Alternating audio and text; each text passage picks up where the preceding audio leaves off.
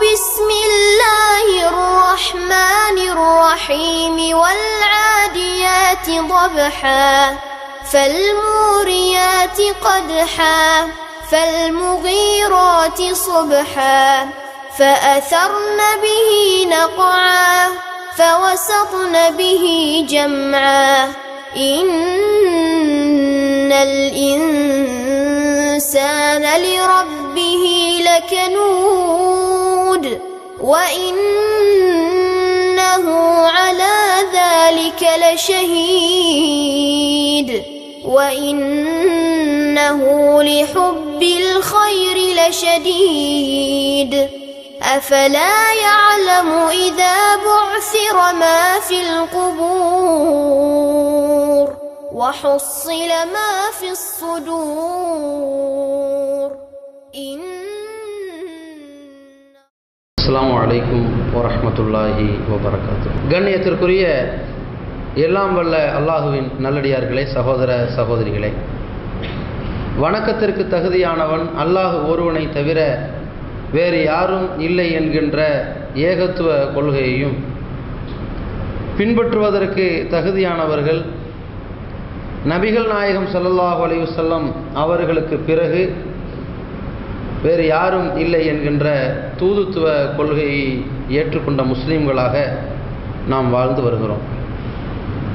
நமக்கு கிடைத்திருக்கின்ற இந்த ஒரு மார்க்கம் மிகப்பெரிய ஒரு அருட்கொடையாக இருக்கிறது.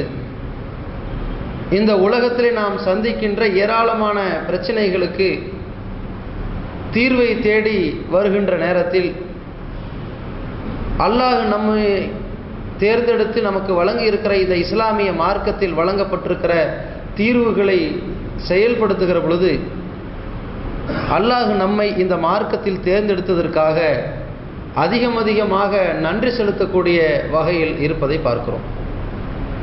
எத்தனையோ பிரச்சனைகளுக்கு தீர்வு தரக்கூடிய இந்த மார்க்கம் ஒரு மனிதன் உளவியல் ரீதியாக தனக்கு ஏற்பட்ட மகிழ்ச்சிக்காக, ஒரு இன்பமான ஒரு நிகழ்ச்சிக்காக அவன் ஆணவப்பட்டு விடக்கூடாது, கர்வம் கொண்டு விடக்கூடாது, தன்னுடைய நிலையிலிருந்து வரம்பு மீறிவிடக்கூடாது என்பதையும், ஒரு துன்பமான நிகழ்வுக்கு அவன் ஆட்படுகிற பொழுது அந்த துன்பத்தினுடைய தருணத்தில்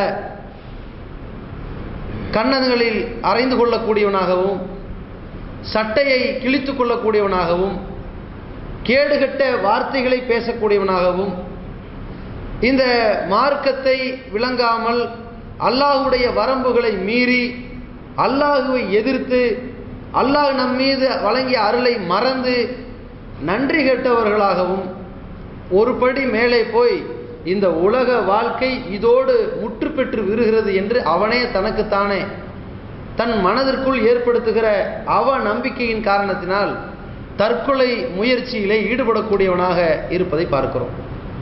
அதுபோன்ற நிகழ்ச்சியில் தள்ளப்படுகின்ற இவன் அந்த சம்பவத்திற்கு ஆளாகி விடாமல் இருப்பதற்காக இஸ்லாமிய மார்க்கம் விதி என்ற ஒரு அம்சத்தை நம்ப வைத்திருக்கிறது. இந்த இறை நம்பிக்கையில் ஒரு அம்சமாகவும் அது இருக்கின்றது. இந்த நம்பிக்கை கூட இந்த மனித குலத்திற்கு ஒரு வெகுமதியாக இருக்கிறது.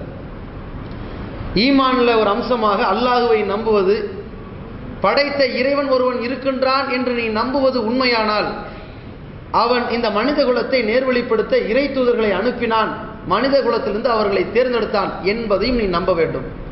இதை நம்பினால் உன்னுடைய ஈமான் பரிபூர்ணமாகிவிட்டது என்ற அர்த்தம். அதே நேரத்தில் அந்த இறைவனை நாம் நம்புவது உண்மை என்றால் அந்த இறைவனால் வானவர்கள் நியமிக்கப்பட்டிருக்கிறார்கள், படைக்கப்பட்டிருக்கிறார்கள். அந்த வானவர்கள் தன்னுடைய கட்டளையை, இறைவனுடைய கட்டளையை நிறைவேற்றுகிறார்கள் என்பதையும் நாம் நம்ப வேண்டும். அது ஈமானிய பரிபூரணத்திற்கு ஒரு அம்சமாக இருக்கிறது. அதே நேரத்தில் மனித குலத்தை நேர்வழிப்படுத்துவதற்காக அல்லாஹ் வேதங்களை இறக்கி வைத்திருக்கிறான் என்பதையும் நாம் நம்ப வேண்டும். அதே போல இந்த உலகம் என்றைக்காவது ஒரு நாள் அழிந்துவிடும், இந்த மனிதரும் ஜின்களும் ஒரு நாள் கூண்டோடு அழிக்கப்பட்டு விடுவார்கள், எல்லோரும் ஒரு நாள் ஒன்று திரட்டப்படுவார்கள், பிறகு விசாரிக்கப்படுவார்கள் என்கிற அந்த மறுமை நாளை நம்ப வேண்டும். அப்பொழுதுதான் இந்த இறை நம்பிக்கை பரிபூர்ணமடையும். இதை முழுமை பெறுவதற்கு, இதை முற்றுப்புள்ளி வைப்பதற்கு இறை நம்பிக்கையின் அனைத்து அம்சங்களும் எனக்கு இருக்கிறது என்பதை சேர்த்து சொல்ல வேண்டும் என்றால் இன்னொரு அம்சமாக விதியினால் ஏற்படுகிற நன்மையையும் விதியினால் ஏற்படுகிற தீமையையும் ஒரு மூமின் நம்பியாக வேண்டும். அப்பொழுதுதான் அவன் இறை நம்பிக்கையாளனாக அதில் பரிபூர்ணம் பெற்றவனாக இருக்க முடியும். இந்த அளவிற்கு இந்த விதியை இஸ்லாமிய மார்க்கத்தின் அடிப்படை சித்தாந்தத்தில் ஒரு அம்சமாக நமக்கு அல்லாஹ் ஆக்கியிருக்கின்றானே, இதுவே நமக்கு அல்லாஹ் வழங்கி இருக்கிற மிகப்பெரிய அருட்கொடை. எல்லோரும் யதார்த்த ஒரு நிலை, இந்த விதியை ஈமான்ல ஒரு அம்சம் நம்ம நம்பி இருந்தால்தான் நம்ம மூமின் என்ற நிலைக்கு வருகிற பொழுது, இந்த விதியை நம்முடைய வாழ்க்கையில் ஒவ்வொரு சந்தர்ப்பத்திலும் உரசி பார்க்கிற பொழுது உளவியல் ரீதியாக நாம் சந்திக்கின்ற எத்தனையோ பிரச்சனைகள், ஒரு இன்பமயமான நேரத்தில் நாம் செய்கின்ற பல்வேறு பாவமான காரியங்களிலிருந்து விடுபடவும், துன்பமான நேரத்தில் நாம் செய்கின்ற பாவங்களிலிருந்து விடுபடுவதற்கும் மிகப்பெரிய ஒரு ஆயுதமாக இந்த விதி இருக்கிறது.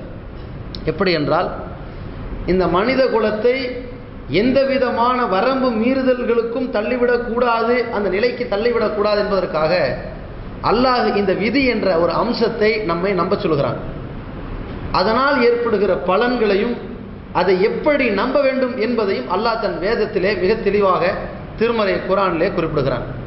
எப்படி என்றால், அல்லாஹ் தன் திருமறை குர்ஆனில் ஏராளமான வழிகாட்டுதல், இந்த விதியை நீ நம்புவதோடு உன் வாழ்க்கையில் சந்திக்கிற நன்மை தீமைகளை எதிர்கொள்வது, இன்ப துன்பங்களை நீ எப்படி எதிர்கொள்ள வேண்டும், அதில் எப்படி நீ இடிந்து போகாமல் இருக்க வேண்டும், ஆணவப்பட்டு விடாமல் அடங்கி இருக்க வேண்டும் என்பதை அல்லாஹ் பல்வேறு வழிமுறைகளை திருமறை குர்ஆனில் சொல்லித் தருகிறான். அந்த வழிமுறைகளை நாம் அறிந்து கொள்வதற்கு முன்னால் அல்லாஹ் ஒரு முக்கியமான ஒரு நிபந்தனையையும் குர்ஆனில் சொல்கிறான். இந்த இறைவேதமாக இருந்தாலும் சரி, இந்த இறைவேதத்தின் அனைத்து அம்சங்களும் உங்களுக்கு படிப்பினையாக இருக்கிறது. இதில் சொல்லப்படுகின்ற அம்சங்களை நம்முடைய வாழ்க்கையில் செயல்படுத்துகிற பொழுது அது சிறந்த படிப்பினை தான்.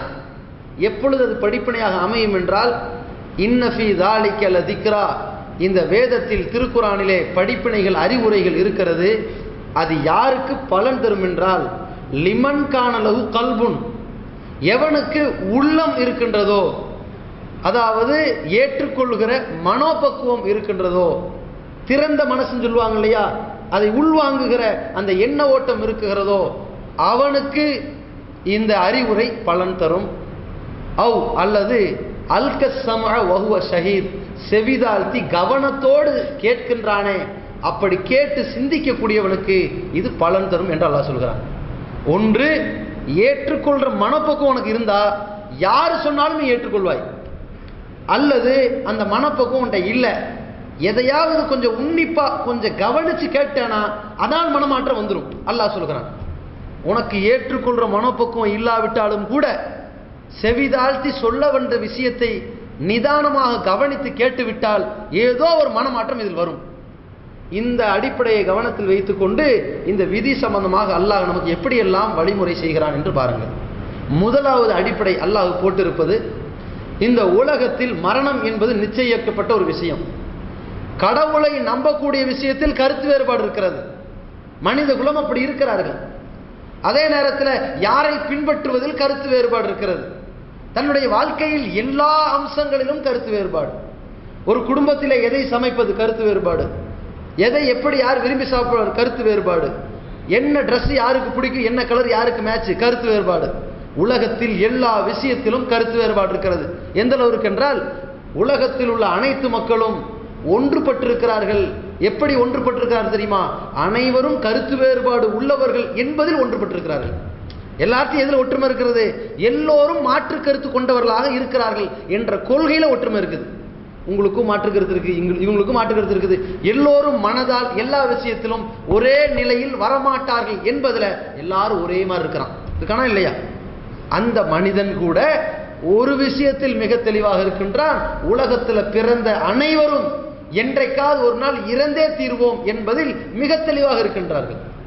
அப்படிப்பட்ட இந்த மரணத்தை பற்றி ஒரு அழுத்தம் திருத்தமாக உணர்ந்த இந்த மனிதனுக்கு அல்லாஹ் ரப்புல் ஆலமீன் சொல்லித் தருகிறான்.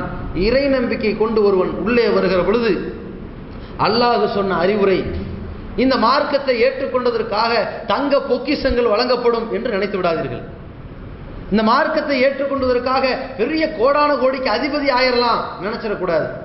இந்த ஊர் உலகத்தில் எத்தனையோ அச்சுறுத்தல்கள் இருந்து நீங்கள் காப்பாற்றப்பட்டு விடலாம் நினைச்சிடாதீங்க.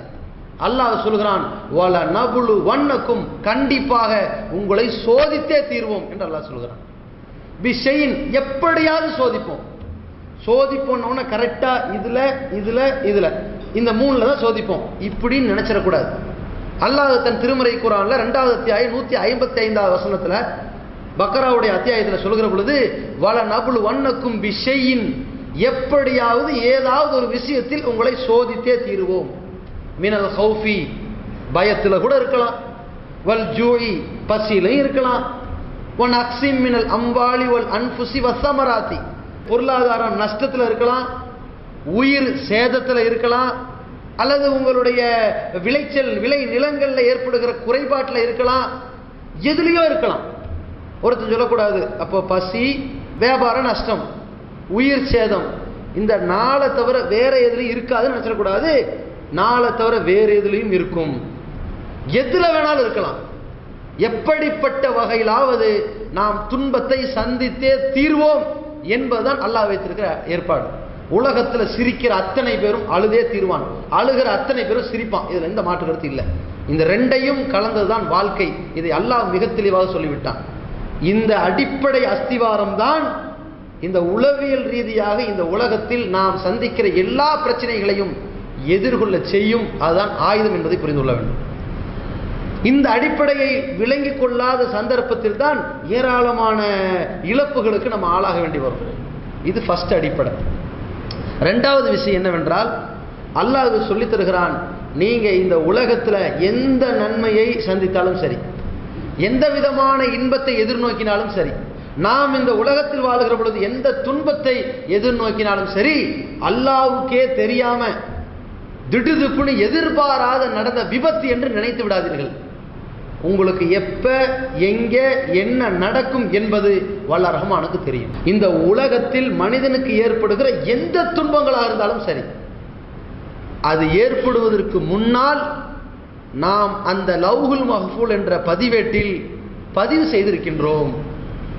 ஏன் முன்கூட்டி அல்லாஹ் பதிவு செய்திருக்கிறான்? பின்னால் நடப்பது அல்லாஹ்வுக்கு தெரியாது என்றால் அவன் அல்லாஹ் கிடையாது. பின்னால் நடக்கக்கூடிய விஷயம் அல்லாஹ்வுக்கு தெரியும் என்பதால் தான் அவன் அல்லாஹ்வாக இருக்கின்றான். படைத்த இறைவனுக்கான தகுதியே மறைவான ஞானம் தெரியும். இவனுக்கு பிறந்து விட்டானே, ஆனால் இறக்கும் வரை இறந்த பின்னும் இவனுக்கு என்ன நடக்கும் என்பது அல்லாஹ்வுக்கு தெரியும். அதனால் எழுதி வைத்து விட்டான். அதுதான் நடந்து கொண்டு இருக்கிறது. இதில் எந்த மாற்று கருத்து கிடையாது.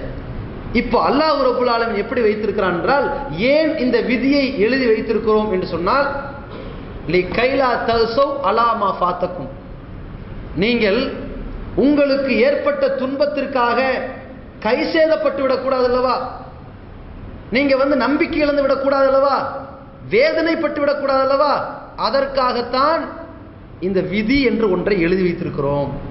அல்லாஹ் சொல்கிறான், விதி என்ற புத்தகம் அங்கே எழுதப்பட்டிருக்கிறது அல்லவா, அந்த ஏடு எழுதப்பட்டது காரணம் இனிமேல் உன் வாழ்க்கை எப்படி தீர்மானிக்கலாம் என்பதை விட கடந்த காலத்தில் நீ துன்பப்பட்டு விட்டாய், அந்த துன்பப்படுவது அங்கே எழுதப்பட்டதால் அது நடந்துருச்சு, இப்படி நடந்துட்டு போ அல்லாஹ் சொல்கிறான். அதே நேரத்தில் நீங்க உங்களுக்கு ஏற்பட்ட இன்பத்திற்காக ஆணவம் பட்டுவிடக் கூடாது என்பதற்காக அதையும் அல்லாஹ் அங்கே எழுதி வைத்து விட்டான். ஒரு சந்தோஷமான காரியம் நடக்குதா, அங்க எழுதுனது நடக்குது, அவ்வளவுதான், விடுங்க, நம்ம கையில் இருக்குது என்று நீ அடக்கமா இரு, பணிவாக இரு, பெருமை அடித்து விடாத, என்னாலதான் எல்லாம் முடிஞ்சது, வரக்கூடாது. துன்பம் ஏற்பட்டுருச்சு, ஐயோ கடவுளே உனக்கு கண் இல்லையா என்று வரம மீறாத, அங்க எழுதப்பட்டு தான் நடக்குது என்று அல்லாஹ் இதை வைத்திருக்கிறான். இந்த விதி என்ற அம்சத்தை அல்லாஹ் எப்படி ஆக்கியிருக்கிறான்? நம்மளாம் என்ன நினைப்போம், பேசாம விதி விதின்னு அல்லாஹ் எல்லாம் முடிஞ்சதுக்கு பிறகு இதெல்லாம் விதிப்படி சொல்றதுக்கு பதிலாக புத்தகத்தை கையில கொடுத்தா நமக்கு என்ன, ஆளுக்கு ஒரு பாக்கெட் டிக்ஷனரி மாதிரி பாக்கெட் டைரி வச்சுக்க, ஆண்ட்ராய்டில் அது ஒரு அப்ளிகேஷன், ஃபேஸ்புக்கு, வாட்ஸ்அப்பு, ட்விட்டரு, விதின்னு ஒன்று இருக்குடா, நம்ம விதியை இறக்கிடலாம் அப்படின்னு டவுன்லோட் பண்ற மாதிரி ஏதாவது இருந்துச்சுன்னு வைங்க, வாழ முடியுமா? ஒரு நிமிஷத்தில் அவன் வாழவே முடியாது. ஏன்? எல்லா வரலாறையும் எதிர்கால நடக்க போற திட்டமிடல்களை படிச்சிருவானே.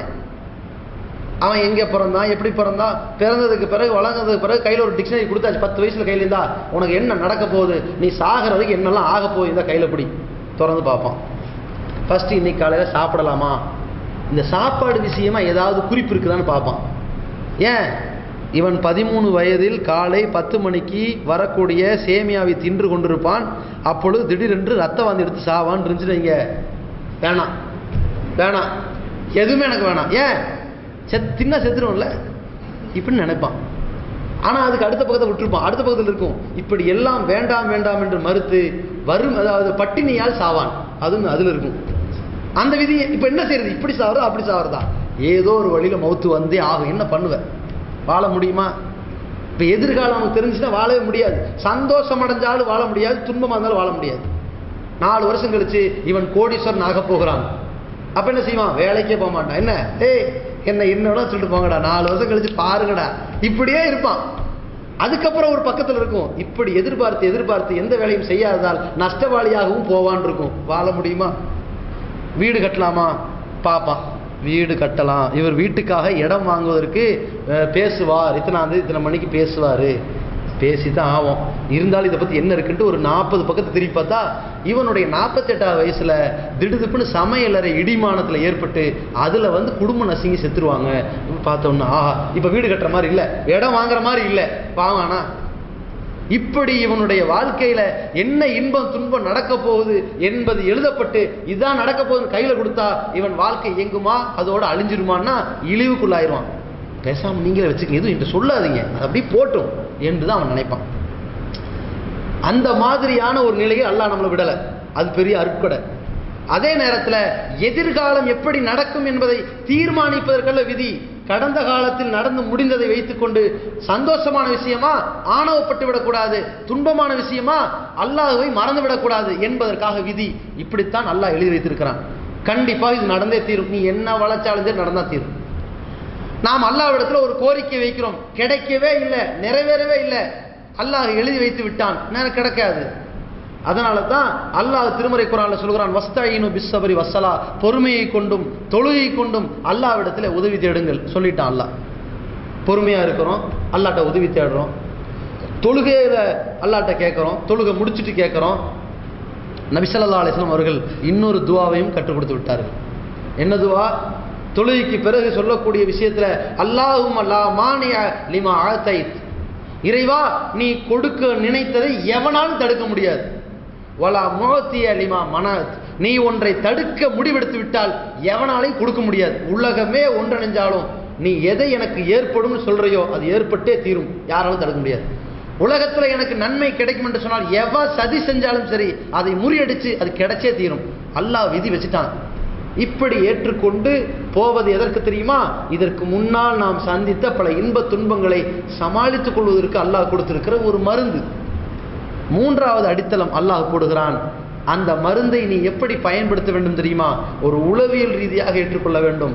இதுதான் விதின்னு வாயில சொல்லிட்டு போறதை விட அதற்கு இப்படி ஒரு வார்த்தையை சொல். எப்படி? ஒரு துன்பம் நமக்கு ஏற்பட்டால், அல்லதீன இதா அஸாபத்துஹும் முஸீபத்துன், அவர்களுக்கு ஏதாவது துன்பம் ஏற்பட்டு விட்டால், காலு இன்னா லில்லாஹி வ இன்னா இலைஹி ராஜிஊன், நாங்கள் அல்லாஹ்வுக்குரியவர்கள், அவன் பக்கம் போகக்கூடியவர்கள். முடிஞ்சு போச்சு. அல்லாஹ்வுக்குரியவர்கள், அவன் பக்கம் போகக்கூடியவர்கள் சொல்லிக்கிட்டு போய்கிட்டே இரு.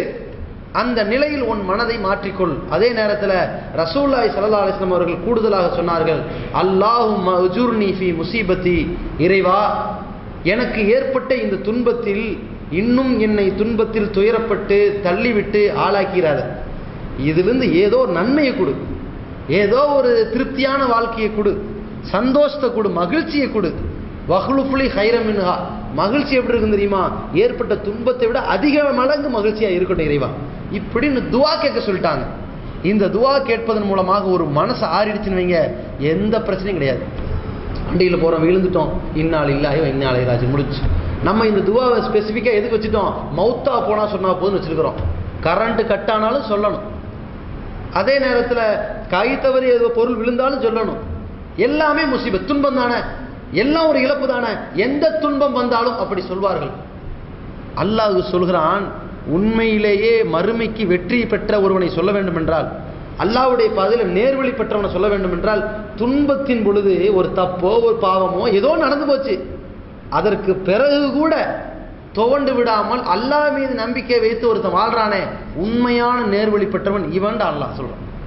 உலாயிக்க அலைஹிம் ஸலவாத்து மின் ரப்பிஹிம், துன்பம் வந்த உடனேயே இன்னா லில்லாஹி வ இன்னா இலைஹி ராஜிஊன் சொல்லி தொடச்சு விட்டு போயிட்டே இருக்கான் பாருங்க. அல்லாஹும்ம உஜுர்னி ஃபீ முஸீபத்தி வஹ்லுஃப் லி கைரம் மின்ஹான்னு சொல்லிட்டு போறானே, இவனுக்குத்தான் அல்லாஹ்வுடைய அன்பும் அருளும் இறங்குகிறது. ஓ உலாயிகஹுமுல் முஹ்ததூன், இவர்கள் தான் நேர்வழி பெற்றவர்கள் என்று அல்லாஹ் சொல்கிறான். உண்மையான நேர்வழி பெற்றவர்கள் யார்? இஹ்தின ஸிராத்தல் முஸ்தகீம் நம்ம ஒவ்வொரு நாளும் சூரத்துல் ஃபாத்திஹா ஓதுகிறோமே, அந்த நேரான வழி எப்பொழுது கிடைக்கும் என்றால் துன்பத்தின் பொழுது துவண்டு விடாமல் ஏதோ நடந்து போச்சு, இனிமேல் நாம் சரி செய்து கொள்வோம், நம்முடைய வாழ்க்கையை சீரமைத்துக் கொள்வோம் என்று நீ வாழ்பவன் மட்டும்தான் உண்மையான நேர்வழி பெற்றவன். இதற்கு பிறகும் துவண்டு போய் இன்னும் பாவத்தை தேடி போவானே ஆனால் அவன் வரம் மீறிய பாவியாக போய்விடுவான். இதுதான் அளவுகோல். இன்னைக்கு பார்க்கிறோம். இந்த உளவியல் தத்துவத்தை ஒவ்வொரு மூமின்கள் விளங்கி இருக்கிற காரணத்தினால்தான் உலக அரங்கில எத்தனையோ இழப்புகள்ல, குறிப்பாக தற்கொலை என்கின்ற ஒரு கொடூரமான நிகழ்வுகளில் முஸ்லிம்கள் பட்டியல் அங்கே இல்லை. இருக்கிறது என்று சொன்னாலும் கூட, இஸ்லாத்தை அறியாதவர்கள், மார்க்க அறிவுரையை விளங்காதவர்கள் பட்டியல் இருந்தாலும் கூட, உலக அரங்கில பார்த்தால் கடைசி இடத்துல ஒருத்தர் இருப்பானே, ஆனால் அவன் முஸ்லீமா இருப்பான். அந்த அளவிற்கு இஸ்லாமிய மார்க்கம் கொடுத்திருக்கிற இந்த ஒரு அருட்கொடை, இந்த விதி என்கிற வெகுமதி, இதை நம்புறோம் பாருங்க. இதன் மூலமாக இந்த சமுதாயத்தில் தற்கொலைகள் தடுக்கப்படுகிற அளவிற்கு ஒரு உளவியல் ரீதியாக நாம் சந்திக்கிறோம். நம்ம வியாபாரம் நஷ்டமாகுது, நம்ம குடும்பம் மிகப்பெரிய பிரச்சனைக்கு உள்ளாகுது. இதெல்லாம் இத்தனை இப்படி நடந்தே ஆகும், வேற வழி இல்லை. ஆனால் அதே குடும்பம் 5 வருஷம் 10 வருஷம் கழிச்சு இப்படி ஒரு குடும்பம் என்று ஊரே மெச்சுகிற அளவுக்கு மிக சந்தோஷமாக இருக்கிறார்கள். இந்த மகிழ்ச்சியைக்கு தான் அல்லாஹ் அங்கே ஒரு துன்பத்தை போட்டிருக்கலாம், அவ்வளவுதான். இப்படி நினைத்து வாழ்க்கையை அமைத்திருக்க வேண்டும். அந்த மாதிரியான ஒரு உளவியல் கற்றுக்கொண்டிருக்கிறனா ஒவ்வொரு சந்தர்ப்பத்தில் திடீரென்று ஒரு மனச்சோர்வுக்கு ஆளாவதை பார்க்கிறோம். குறிப்பாக +2 ரிசல்ட், அங்க இப்ப யார் யார் எவ்வளவு மார்க் வாங்குறோம், இதுதான் பெரிய பிரச்சனையா கிடக்குது.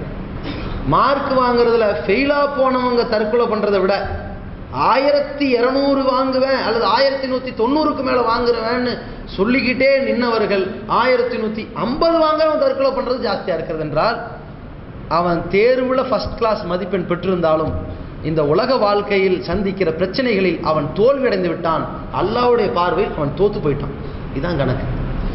அப்ப எந்த மாதிரியான உளவியலை இவன் கத்துக்கிட்டான், இவன் படிச்சு என்ன புண்ணியம்? இவர்களுடைய மனோபக்குவம் எல்லாம் ஏன் இந்த பிஞ்சு குழந்தைகளுக்கு அப்படியே ஒரு மிகப்பெரிய வேதனைகளை ஏற்படுத்துகிறது என்றால், பெற்றோர்கள் தான் இதற்கு காரணகர்த்தாவாக இருக்கிறார்கள். ஒரு பக்கம் பெற்றோர், இன்னொரு பக்கம் ஆசிரியர்கள். ஆசிரியர்களை பார்த்தா படி படி படி, எப்படியாவது எங்க ஸ்கூலுக்கு நல்ல மார்க் கிடைச்சிடணும். எங்க ஸ்கூல்ல படிச்சவங்க எல்லாம் 100க்கு மேல எடுத்தாங்க, எல்லாருமே 500க்கு 500, 400க்கு மேலதான், ஒரு ஆள் கூட 400 கீழே இல்லைன்னு சொல்லி ஸ்கூலுக்கு நல்ல பேர் வாங்கி தந்து ஸ்கூலுக்கு அதிகமான ஃபீஸை கட்டி சம்பாதிக்கிறதுக்காக பள்ளிக்கூட நிர்வாகம் நடத்துறதுக்கு மாணவர்களை கொடுமைப்படுத்துறான். நீ 450க்கு மேல எடுக்க, 450 கீழே எடுக்கக்கூடாதுன்னு. பெற்றோர்கள் எப்படி, நீ 490க்கு மேல எடுத்தாகணும். அவன் வியாபாரம் மாதிரி பார்க்கறான். எந்த கோர்ஸ்ல படிக்க வச்சிருக்க தெரியுமா, எவ்வளோ கடன் வாங்கி இந்த ஸ்கூலில் சேர்த்து தெரியுமா, எவ்வளோ கடன் வாங்கி டியூஷனில் சேர்த்துக்க தெரியுமா, என் மானத்தை வாங்கிறாத, நீ அந்த அன்னைக்கு மட்டும் ஒரு மார்க் குறைஞ்சது என் மூஞ்சில முழிக்காத, அப்படி படி படின்னு அவனை தூங்க விடாம சாப்பிட விடாம அவன் நிம்மதியெல்லாம் உழைச்சி பைத்தியகாரன் கணக்கில் போய் அவன் பரிசு எடுத்துட்டு வருவான். அவன் 450 எதிர்பார்த்தவன் 380 வாங்கினா வீட்டை விட்டு ஓடிடுறான். முகமெல்லாம் விளவெழுத்து போயிருது. எப்படி இதை வெளியே சொல்றது, என்னமோ கேவலப்பட்ட மாதிரி நினைக்கிறான். அந்த பள்ளிக்கூடத்துக்கு போய் கள்ளத்தனமா லீவ் எடுத்துட்டு சினிமாவுக்கு போனவன் பிடிபட்டு நிற்பாங்களே, அதை பள்ளிக்கூடத்தினுடைய இரும்பு பெல் கட்டையை திருடிட்டு வந்து எடைக்கு போட்டுட்டு பிடிபட்டு நிற்பானே, அவனை மாதிரி நிற்பான். எவ்வளோடா மார்க்கு, தலையை சொல்லிட்டு என்னடா ஃபெயிலா, இல்லை 450 வரும்னு எதிர்பார்த்தேன், 350 வந்திருக்கு. 350 70% தான், அதை நினைக்கவே மாட்டான். ஏன், இவருடைய பெற்றோர்கள் அப்படி ஆக்கி விட்டார்கள். எப்படி ஆக்கி இருக்கணும், இந்த மாதிரி எழுதிட்டியா, அல்ஹம்துலில்லாஹ் கிடைச்ச மார்க் ஓகே, அல்லாஹ் நமக்கு என்ன எழுதுனா அதான் நடக்கும், நீ முயற்சி செஞ்சில நல்லா எழுதில ஓகே விடு, வேலையை பாரு, வேலை முடிஞ்சிருக்கும். அந்த மாதிரியா இருக்குது. இவனே எவ்வளோ வரும், எந்த மாதிரி வரும், இவன் என்ன செய்வான், பெற்றோர்கள் வேற ரொம்ப ப்ரெஷர் பண்ணி கேட்குறாங்க, கூட மாட போட்டு சொல்லுவான். அவனுக்கே தெரியும் 450க்கு மேலே வராது, 440 to 50க்குள்ளே வரும்னு சொல்லுவானா. இதை வீட்டில் சொன்னால் என்ன செய்யறது, அவங்க எதிர்பார்க்குறது 500 ஆச்சே, ஸ்டேட் ஃபர்ஸ்ட் ஆச்சே, அந்த நோய் வேறு வந்துருச்சு, மாநிலத்திலே முதலிடம் சொல்லிட்டாங்களா, அவன் இப்படி 495க்கு மேலே 490 கீழே வரவே வராது அப்படிம்பா. பெற்றோர்கள் எப்படி இருக்கணும், சரி 495 ஒரு 50 மார்க் போட்டுக்குவோம், 495 445, 440 495, இதுக்குள்ளே ஏதோ ஒரு மார்க் வந்தால் ஓகேங்கிற, அப்படிதானே, அதுக்குள்ளே வந்துருமா, சரி விடு, பெரிய விஷயம். இப்படி யதார்த்தம் ஆக்கி இருந்தா அவன் 480 வாங்கினாலும் பிரச்சனை இல்லை, 470 வாங்கினாலும் பிரச்சனை இல்லை, 460 வாங்கினாலும் பிரச்சனை இல்லை, 450 வாங்கினாலும் பிரச்சனை இருந்திருக்காது. இவன் இப்படி உண்டாக்காம 495 அப்படியே மிஞ்சி பிஞ்சு போனால் 493க்கு மேலே தானே வரும். இப்படி பேசி வச்சிருப்பார்கள். பெற்றோர் வந்து காலையில் 8 மணிக்கு ஆரம்பிச்சுடுவாங்க, இங்கே ரிசல்ட்டை காணாமே 10 மணிக்கு தானே வெளியிடுது, 10 மணிக்கு முதல்ல போய் நிற்பான், எடு அது 490னா அது என் பையனாக தான் இருக்கும். இப்படியே போய் இவர் நிற்கிறதும் அந்த பிள்ளையை கூட்டு வந்து இப்படி குற்றவாளி மாதிரி நிற்க வச்சு அவன் 440ன்னு வந்துச்சுனீங்க. இது என்ன மார்க்கு? ஒரு காலத்துல எல்லாம் பள்ளிக்கூடத்தில் போய் படிச்சிங்களான்னு கேட்டால் 6ஆம் கிளாஸுக்கு மேலே போலங்க, என்னமோ எங்கள் வீட்டில் பெரிய புண்ணியம் 6 வரைக்கும் படிக்க வச்சிருக்காங்கன்னு பேசின சமுதாயம் 10ஆம் வகுப்புல 400க்கு மேலே எடுத்திருக்கான்னு சந்தோஷப்பட வேணாம். என் வீட்டுக்கு என் மானத்தை வாங்கிட்டேன், என் குடும்பத்தில் யாருமே இப்படி இல்லைன்னு பேசுவாங்க. அது மாதிரி இவனை ஒரு மாதிரி வருத்தும் பொழுது தற்கொலைங்கிற முடிவுக்கு போகிறான். சின்னஞ்சிறு பிராயத்திலேயே கீழே விழுகிறானா, ஐயோ கீழே விழுந்துட்டானே கொந்தளை கூடாது, அவனுக்கு விழுதல்னா என்னன்னு தெரியணும், வலினா என்னன்னு தெரியணும். சரி விடு, ஒன்றும் பிரச்சனை இல்லைவா, அடுத்து கவனமாக நடக்கணும், சொல்லி கொடுத்துட்டு வரணும், அவ்வளவுதான், வேலை முடிஞ்சு போச்சு. அதை விட்டு போட்டு இப்படி ஆகிப்போச்சு அப்படி ஆகிப்போச்சுன்னு நினைக்கக்கூடாது. இந்த துன்பத்தையும் இன்பத்தையும் எதிர்கொள்கிற அந்த திராணியை பிள்ளைகளுக்கு நம்ம தான் கற்றுக் கொடுக்க வேண்டும். பெற்றோர்கள் இந்த கொடுமையிலிருந்து பிள்ளைகளை காப்பாற்றணும். எவ்வளவோ முயற்சி செஞ்ச படித்த ஓகே, இது நல்ல நிலை, இப்படிப்பட்ட பிள்ளைகளை உருவாக்கியிருந்தால் பிரச்சனையே கிடையாது. நபிகள் நாயகம் ஸல்லல்லாஹு அலைஹி வஸல்லம் அவர்கள் கூட எந்த அளவுக்கு வந்து அந்த தத்துவத்தை சொல்லிக் கொடுத்துருக்காங்கன்னு சொன்னால், உலகத்தில் மனித இயல்பை நீங்கள் புரிந்து கொள்ள வேண்டும். ஒருவன் சந்தோஷமாக இருக்கும் பொழுது ஒரு அடிப்படையை புரிந்து கொள்ள வேண்டும். இதற்கு அனைத்திற்கும் காரணம் அல்லாஹ் தான், இது ஏன் பங்கு எதுவுமே கிடையாது என்ற மனநிலைக்கு வந்தால், காலத்துக்கும் துன்பம் வந்தால் தோண்டு போக மாட்டான், இல்லைன்னு வைங்க தோன்றுவான். சந்தோஷமாக இருக்கும்போது ஆணவம் பிடித்தால் துன்பப்படுகிற பொழுது தோண்டு போவான். ஏனென்றால் சந்தோஷப்பட்ட பொழுது அவன் ஆணவப்பட்டிருக்கிறான் என்று அர்த்தம். ஒருத்தன் 8ஆம் கிளாஸ்ல 100, 9ஆம் கிளாஸ்ல 100க்கு 100, 10ஆம் கிளாஸ்ல 500க்கு 500, 11ஆம் கிளாஸ்ல கூட 1200க்கு 1200, 12ஆம் கிளாஸ்ல 1200க்கு 1000 தற்கொலை பண்ணுவான். ஏன்? என்னுடைய மவுசு என்ன, மரியாதை என்ன, ஊர் உலகத்தில் என் பேர் என்ன என்று பெருமை அடித்ததனுடைய விளைவு யார் முகத்தில் இனி காட்ட முடியாதுன்னு சொல்லி அந்த நிலைக்கு போவான். ஆணவப்பட்டு விடாமல் இருக்க வேண்டும். இன்பமான நேரத்தில் துன்பமான நேரத்திலையும் துவண்டு விடாமல் இருக்க வேண்டும். 2 சமநிலை. சந்தோஷமான நிலையா அல்லாஹ்வுடைய கிருபையினால் தான் நடந்துச்சு, இது நம்ம பங்குல ஒன்றும் இல்லை, எல்லாம் அவன் தான், இப்படின்னு போய்கிட்டே இரு. எந்த அளவுக்கு என்று சொன்னால், இப்ராஹிம் அலைஹிஸ்ஸலாம் அவர்களுக்கு ஒரு இளமை காலத்தில் குழந்தை இல்லை, தன்னுடைய மனைவி சாரா அவர்களோடு வாழ்க்கை நடத்துகிறார்கள், குழந்தை இல்லை. தள்ளாத பருவத்தில், தள்ளாத முதுமையில கூட அல்லாஹ்விடத்தில் அதிகமாக துவா கேட்டாங்க, கேட்டுக்கிட்டே இருந்தாங்க. கடைசி காலம் வரை குழந்தை இல்லை. அல்லாஹ்வுடைய உற்ற தோழர் என்று சொல்லப்பட்ட இப்ராஹிம் அலைஹிஸ்ஸலாம் அவங்களுக்கே குழந்தை இல்லை. கடைசி நேரத்தில் அல்லாஹ் என்ன பண்றான், கிஃப்ட் மாதிரி கொடுக்குறான். பொறுமை தானே. இப்ராஹிமுக்கு ஒரு இஸ்மாயில், இஸ்ஹாக்கு வழியே யாக்கூப். நீ என்ன கஷ்டப்பட்ட, ஒரு வயசானவங்க என்ன செய்வாங்க, பிள்ளைய பார்த்துட்டு பேரனையும் பார்ப்பாங்கல்ல, பேரனையும் பார்த்தாச்சு போ. இந்த அளவுக்கு அல்லாஹ் கொடுத்துட்டான். பொறுமைக்கு தான் பரிசு. அப்படி கொடுத்த போது கூட இப்ராஹிம் அலைஹிஸ்ஸலாம் அவர்களுக்கு இவ்வளவு மகிழ்ச்சி நேரத்தில் கூட அவர்கள் ஆணவப்பட்டு விடாமல் சொன்னார்கள், அல்ஹம்துலில்லாஹி அல்லதி வஹபனி அலல் கிபரி இஸ்மாயில வ இஸ்ஹாக். நான் தள்ளாத முதுமையில் இருக்கிற பொழுது எனக்கு இஸ்மாயிலையும் இஸ்ஹாக்கையும் கொடுத்தானே, அந்த இறைவனுக்கே எல்லா புகழும் உண்டாகட்டும். என் இறைவன் சமயத்துவா எல்லா பிரார்த்தனையும் செவிதாழ்த்தி கேட்டுக்கொண்டிருக்கிறான், அதனால் இதை கபூலாக்கி இருக்கிறான்னு நினைத்தார்களே. அப்படி போட்டணும் அந்த பக்கம். ஏன் சுமை கிடையாது, என்னுடைய பங்களிப்பின் மூலமாக இல்லவே இல்லை, முழுக்க ரப்புல் ஆலமீன் பங்களிப்பு மூலமாக வந்தது என்று நம்பினால் ஆணவம் இல்லாமல் போயிடும். இப்படிப்பட்டவன் தோத்தான்னா அவன் தானுங்க, நன்மை நடந்தாலும் அவன் தான் காரணம், தீமை அவன் தான் காரணம்னு நடந்து முடிந்த விஷயத்தை ஏற்றுக்கொண்டு ஒருத்தன் போனான்னா தோண்டு போக தேவையில்லை. இப்படிப்பட்ட மனோபக்குவத்தில் நாம் இருந்தால், நம் பிள்ளைகளை அப்படி உருவாக்கினால், இந்த சமுதாயம் மிகப்பெரிய அந்த வெகுமதியோடு அல்லாஹ்வுடைய அருள் பெற்ற சமுதாயமாக வாழ முடியும். நபி ஸல்லல்லாஹு அலைஹி வஸல்லம் அவர்கள் எப்படி சொல்லி கொடுத்துருக்காங்கன்னா, தோல்வி நடக்குதா ஒரு யதார்த்த நிலையில் இருங்க, துவண்டு போயிடாதீங்க. அது ரைட், இது இப்படி நடக்கும், அல்லாஹ் எழுதிட்டு என்ன பண்றது போ, இப்படின்னு போய்கிட்டே இரு. எந்த அளவுக்கு அல்லாஹ்வுடைய தூதர் ஸல்லல்லாஹு அலைஹி சொல்றாங்கன்னா, பொதுவாக நபி ஸல்லல்லாஹு அலைஹி வஸல்லம் அவர்கள் கஸ்வா என்கிற ஒட்டகத்தில் வெளியூருக்கெல்லாம் பயணம் பண்ணுவாங்க.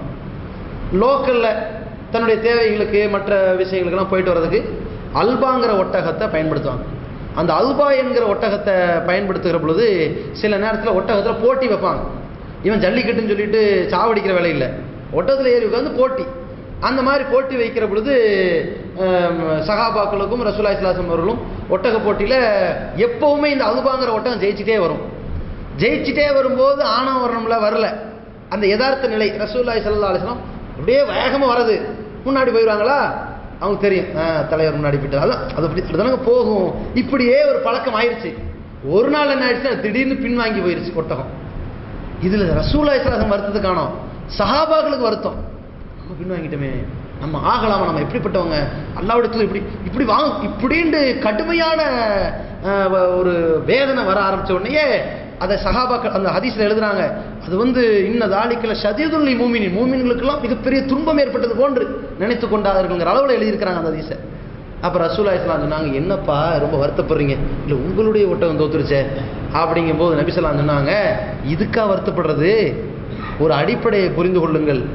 உலகத்தில் உயர்ந்து போகிற எல்லா பொருளும் என்னைக்காவது ஒரு நாள் கீழே விழாமல் இருக்காது, அதை புரிஞ்சுக்குங்க. ஜெயிச்சுக்கிட்டே இருக்கணும், ஒரு நாள் ஒரு படுதோல்வி இருக்கும், இதையும் புரிஞ்சுக்க என்று ரசூலுல்லாஹி ஸல்லல்லாஹு அலைஹி வஸல்லம் சொல்லி கொடுத்துட்டாங்க. இந்த அடிப்படையை நம்ம மனசுல வைத்திருந்தாலே நமக்கு திடீர்னு இன்னைக்கு வருமானம் எவ்வளோ, 1000 ரூபாய் கிடைக்கும், 2000 கிடைச்சிருச்சு, அல்ஹம்துலில்லாஹ். நாளைக்கு அநேகமா இழுத்து மூடிட்டு போகிற அளவுக்கும் வரலாம், எதிர்கொள்ள நான் தயார். இப்படி போ, பிரச்சனையே வராது. அதே மாதிரி எல்லா நிலைகளிலும் நாம் பார்த்தால் எந்த நேரத்திலாவது ஒரு அடி இருக்குது, அப்போ அல்லாட்ட ஏதோ நான் முன்னேறியே போய்கிட்டு இருக்கிறத பார்த்தா, டெவலப்மெண்ட் ஜாஸ்தி முன்னேறிட்டு போறதை பார்த்தா ஏதோ ஒரு பெரிய பலத்த பின்னடைவு ஒன்று இருக்குது இறைவா. ஏன்னா நான் மனுஷன் நீ காட்டணும்ல, அல்லாஹ் அப்பப்போ காட்டுவான். ரொம்ப ஓவரா பண்ணி இவன் தான் அல்லான்னு அவன் நினைச்சிடக்கூடாது, கொஞ்சம் கொட்டு வைக்கணுங்கிறதுக்காக நான் தாண்டா அல்லான்னு காட்டுவான் அப்பப்ப. அதனால நீ என்னையோ அடிச்சு கொஞ்சம் பின்னடைவு கூட நீ ஏற்படுத்திடுவ இறைவா. அந்த பின்னடைவு பெருத்த பின்னடைவு இல்லாம சின்ன அடி ஆக்கி விட்டு என்னை திருத்தி இறைவான்னு அப்பப்போ நம்ம துவா கேட்டுக்கணுங்க.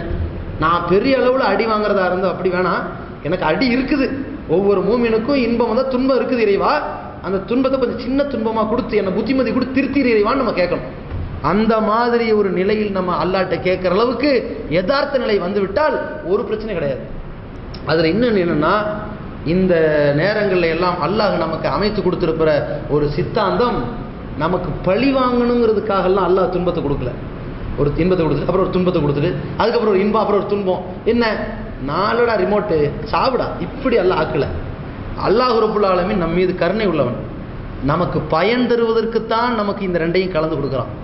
நம்மளை வழிகெடுக்காமல் நேரான பாதையில் தக்க வைப்பதற்கும், அதே நேரத்தில் நமக்கு ஏதோ நன்மைகளை வழங்குவதற்கும், நம்மளை விரும்பியதன் வெளிப்பாடாகத்தான் அல்லாஹ் நமக்கு இன்பத்தை துன்பத்தை கலந்து தந்துக்கிட்டே இருக்கிறான். அதான் அந்த தந்ததுனால தான் அல்லாவே சொல்லிடுறான், இன்னமல் உஸ்ரி யுஸ்ரா, துன்பத்தின் பொழுது ஒரு இன்பமும் இருக்கிறது. நீ துன்பம் வந்துருச்சுன்னு தோன்றாத, ஒரு இன்பம் அதில் இருக்குன்னு நினச்சிக்கிட்டு போ. திடீர்னு கீழே விழுந்துட்டோமா, ஏதோ ஒரு விஷயம் இருக்கு அல்ஹம்துலில்லாஹ் அப்படின்னு சொல்கிற மாதிரி போயிடணும். நபி ஸல்லல்லாஹு அலைஹி வஸல்லம் சொல்கிறாங்க, மூமின்களுடைய ஒவ்வொரு செயல்பாடை பார்த்தால் பயங்கர ஆச்சரியமாக இருக்கிறது. இது எந்த மூமினை தவிர யாருக்கும் ஏற்படாது, இறை நம்பிக்கையாளர்களுக்கு ஏற்படுகிறது. அவனுக்கு ஒரு துன்பம் ஏற்பட்டா இன்னாலில்லாஹ் என்று சொல்கிறான், அப்பவும் நன்மை கிடைச்சிருது அவனுக்கு. அவனுக்கு நன்மை ஏற்பட்டால் அல்ஹம்துலில்லாஹ் சொல்கிறான், அதுக்கும் நன்மை கிடைச்சிருது. இன்பம் ஏற்பட்டாலும் அல்லாஹ்வை புகழ்ந்து நன்மையை சம்பாரிச்சுக்கிறான், துன்பம் ஏற்பட்டாலும் அல்லாஹ் மீது தவக்கல் வச்சு நன்மையை சம்பாரிச்சுக்கிட்டான். எதை செஞ்சாலும் இவனுக்கு நன்மை கிடைக்குதே அப்படின்னு அல்லாஹ் என்ன பண்ணுறான், ஏதோ லைட்டாக அடியை கொடுத்து, நிறைய பாவமெல்லாம் பண்ணியிருப்ப, இந்த துன்பத்தெல்லாம் கரைச்சாச்சு போ, மறுமையில் வந்து நிற்கும் போது எல்லாம் இல்லாமாக்குறதுக்கு கூட சில துன்பங்கள் நமக்கு அமைச்சிருக்கிறான் அல்லாஹ், இப்படின்னு நினச்சிக்கணும், அவ்வளவுதான்.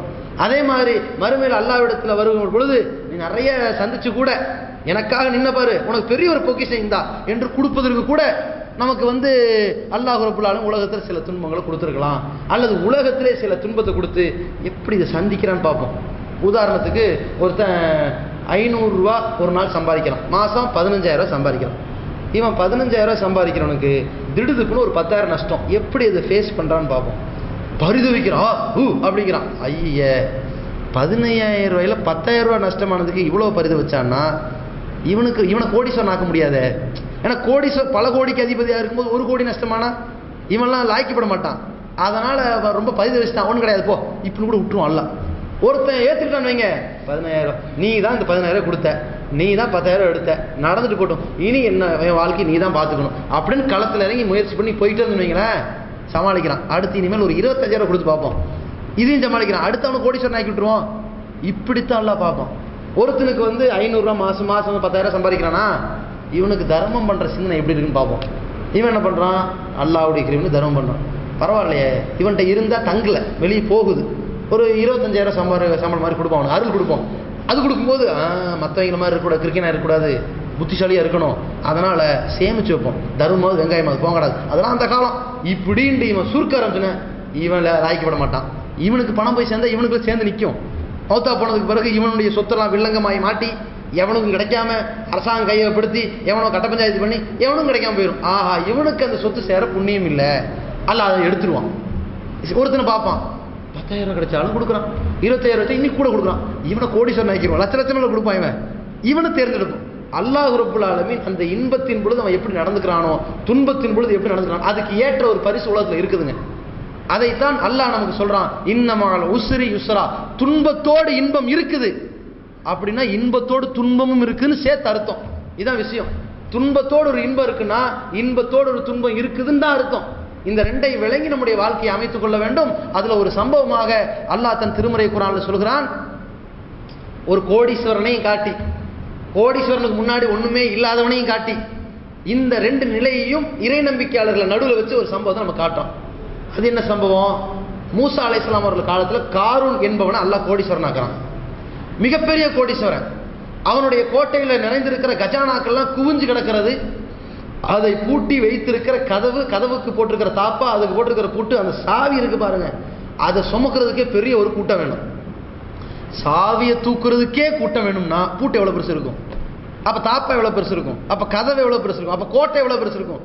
கோட்டையே அவ்வளவு பிரம்மாண்டம்னா அப்ப கஜானாக்கள் எவ்வளவு இருக்கும். அப்ப இவன் எப்படி இருக்கணும்?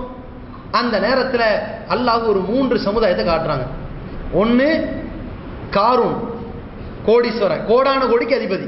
சரி, இன்னொருத்த இதை பார்த்து விட்டு நமக்கு கிடைக்கலையே என்கிற மாதிரி எதிர்பார்க்கிறவன் இருக்கிறான். இன்னொரு இடத்துல இறை நம்பிக்கையாளர்கள். இந்த இறை நம்பிக்கையாளர்கள் காரூனை பார்த்து சொல்றாங்க, யா காரூன் லா தஃப்ரஹ், காரூனே உனக்கு கிடைத்திருக்கிற சொத்துக்காக அல்லாஹ்வை புகழு, அல்லாஹ்வுக்கு நன்றி செலுத்து, ஏழை எளிய மக்களுக்கு உதவி செய், ஆணவம் பெற்று விடாதே என்று அறிவுரை வழங்குகிறார்கள். இன்னொரு மக்கள் யாரு? ஈமான்ல கொஞ்சம் பலகீனம், அவங்க விதியை சரியா நம்பாதவர்கள். இவங்க என்னடான்னு கேட்டா, பாருங்க ஒன்றும் இவனுக்கெல்லாம் கிடைச்சிருக்கு பாருங்க, நம்ம காரூனுக்கு கிடைச்சிருக்க சொத்தை பத்திலாம் எவ்வளோ, நமக்கு கிடைச்சிருக்க கூடாதா? கொஞ்சம் நம்ம பார்த்தா பேசுவோம்ல, யதார்த்தமா ஒரு சில பேச்சு வரும்ல, பேச்சு வந்தாலும் என்ன இருந்தாலும் அல்லாஹ் நமக்கு எழுதியிருக்க நடக்கும்னு போயிடணும். நம்ம சில பேர் எப்படி வச்சிருக்குன்னா, நம்ம கூட தான் படித்தான், நம்ம எடுத்த அளவு கூட மார்க் இல்லை, இவன் என்னன்னா 7 வீட்டுக்கு சொந்தக்காரன் ஆகிட்டான். ஆனால் நமக்கு ஒரு 2 வீடு, ஒரு 2 வீடு கிடச்சிருக்கலாமா இல்லையா? ஆனால் ஒரு வீடு நமக்கு கிடச்சிருக்கு. நம்ம நீ குடிசையில் இருக்கிறோம், அவன் 7 வண்டியில் போகிறான், ஒரு வண்டியில் போய்கிட்டு இருக்கிறான், 4 வண்டி சும்மா கிடக்குது, நமக்கு ஒன்றையும் காண பாருங்க. எவனுக்கெல்லாம் அல்லாஹ் கொடுத்து வச்சிருக்கு. அதாவது அல்லாஹ் நிர்வாகம் பண்ண தெரியாத மாதிரி அவன் புலம்புவான். அதே நேரத்தில் தனக்கு எதிர்பார்ப்பான், நமக்கு மட்டும் ஒன்று கிடச்சுன்னு வைங்களேன், கீழெல்லாம் பள்ளிவாசல் கூட்டு மேலே வீட்டில் இருந்திருப்பேன் இல்லை என்பது 1000 பேச்சு வரும். இருந்தால் தான் அவன் நிலைமை என்னன்னு தெரியும். அப்போ இப்படியெல்லாம் பேச்சு வரும். இதே மாதிரி அங்கே அல்லாஹ் காட்டுறான். அங்கே சொல்கிறாங்க, இறைவா காரூனுக்கு வழங்கியதை போன்று எங்களுக்கு வழங்கவில்லையே, எங்களை விட்டுட்டு ஏன் அவர்கள் பிரார்த்தனை செய்கிறார்கள். அப்போ அல்லாஹ் என்ன பண்ணுறான்? ஒன்று கிடைக்காதவனுடைய எதிர்பார்ப்பு, கிடைச்சவனுடைய ஆணவம், கிடைக்காதவனுடைய எதிர்பார்ப்பு, இப்போ துன்பம் அவனுக்கு, நமக்கு கிடைக்கலையேங்கிற வேதனை, அவனுக்குரிய எதிர்பார்ப்பு இப்போ இருக்குது, அவன் எப்படி வேதனைப்படுறான். இன்னொரு பக்கம் கிடைச்சதுக்கு வேண்டி எப்படி ஆணவப்படுறான். இன்னொரு பக்கம் சமநிலையிலிருந்து அறிவுரை வழங்குற நிலை ஈமான்தாரி இருக்கிறான். 3 பேரை வைத்து அல்லாஹ் என்ன செய்யறான்? இந்த கிடைச்சிருச்சுன்னு ஆணவப்பட்டவனை அழிச்சு, அவன் சொத்துக்களை எல்லாம் அழிச்சு பூகம்பம் மாதிரி ஆக்கி அப்படி பூமியை தலைகளா புரட்டி போட்டு காட்டின உடனே அந்த இறை நம்பிக்கையில் குறைபட்டவர்கள் சொன்னார்கள், இறைவா உனக்கே எல்லா புகழும் உண்டாகட்டும். நேற்று கேட்டோம், காரூனு கொடுத்தது எங்களுக்கு கொடுத்துருக்க கூடாதான்னு. நல்ல வேலை கேட்டு கிடைக்காமது எவ்வளோ பேச்சு. ஏன் கொடுத்த மாதிரி கொடுத்து எங்களையும் சேர்த்து எடுத்த மாதிரி எடுத்திருந்தா அது எவ்வளோ டேஞ்சரால போயிருக்கும். அப்போ நீ கணக்கு பண்ணி தான் கரெக்டாக செய்கிற, உன் கணக்கு கரெக்டு தான், அவனை கரெக்டாக அவனை மட்டும் கொடுத்துட்டு அவனை மட்டும் தூக்கிட்ட, நல்ல வேலை நாங்கள் தப்பிச்சோன்னு இவன் நினைச்சான் பாருங்க. இதில் அல்லாஹ் நமக்கு புரிய வைக்கிறான், ஒருத்தன் துன்பப்படுறான்னா அவனை பார்த்து நீ ஏளனப்படுத்தி சிரிக்காத, என்னமோ ஒரு இன்பம் அவனுக்கு இருக்கிறது. ஒரு இன்பம் இருக்கான்னா நீ ஆணவப்பட்டு மக்களை கேவலமா நினைக்காத, உனக்கு ஒரு துன்பமும் வரும், ரெண்டையும் நீ எதிர்கொள்றவனா இரு என்று அல்லாஹ் நமக்கு அமைத்து கொடுத்து புரிய வைத்தது தான் அந்த சம்பவம். இப்படிப்பட்ட அடிப்படைகளை நாம் விளங்கி நம்முடைய வாழ்க்கையை அமைத்து கொண்டால் இந்த உலகத்தில் நாம் அடைந்திருக்கிற இந்த சத்திய மார்க்கம் இருக்கிறதே, இதன் மூலமாக மிகப்பெரிய இன்பமயமான வாழ்க்கை, எப்படிப்பட்ட துன்பத்தையும் எதிர்கொள்ளக்கூடிய ஒரு தருணம், எப்படிப்பட்ட இன்பத்திலும் கூட நாம் ஆடிவிடாமல், அகங்காரப்பட்டு விடாமல், ஆணவப்பட்டு விடாமல் சம நிலையில் இருக்கக்கூடிய ஒரு தருணத்தை வல்ல ரஹ்மான் நமக்கு ஏற்படுத்துவான். அதன் மூலமாக இந்த உலகத்தில் நாம் நிம்மதியான நல்ல ஒரு வாழ்வையும் மறுமையில் அதற்கான மகத்தான வெற்றியையும் அல்லாஹ் நமக்கு கொடுப்பான். அப்படிப்பட்ட ஒரு உளவியல் சிந்தனை உள்ளவர்களாக வல்ல ரஹ்மான் நம் அனைவரையும் ஆக்கியருள்வானார். அல்லாஹ்